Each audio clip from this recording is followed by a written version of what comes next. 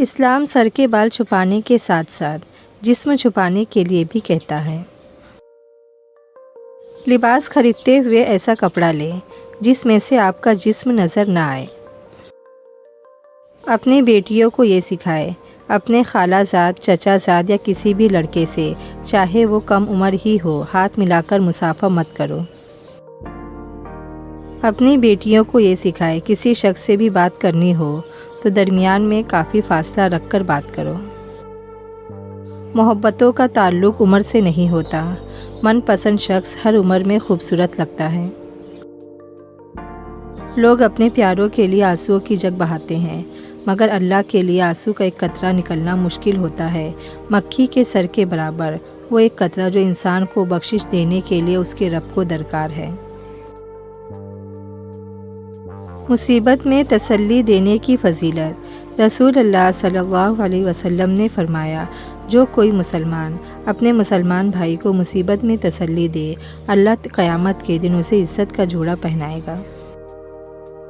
فرمان آخری نبی صلی اللہ علیہ وسلم، اللہ پاک کے ذکر کے سوا زیادہ گفتگو نہ کیا کرو، کیونکہ اللہ کے ذکر کے علاوہ زیادہ گفتگو دل کی سختی ہے، اور لوگوں میں اللہ پاک سے زیادہ دور وہ ہوتا ہے جس کا دل سخت ہو۔ حضرت علی رضی اللہ تعالیٰ عنہ، مشکلات ہمیشہ بہترین لوگوں کے حصے میں آتی ہے، کیونکہ وہ اس کو بہترین طریقے سے انجام دینے کی صلاحیت رکھتے ہیں۔ جب عقل آنے لگتی ہے، شادی ہو چکی ہوتی ہے، جب محبت کی عمر آتی ہے، تب بچے پالنے پڑ جاتے ہیں، جب آرام کا وقت آتا ہے، بیماریاں گھیر لیتی ہے، اور جب زندگی کی سمجھ آنے لگتی ہے تو موت آ جاتی ہے۔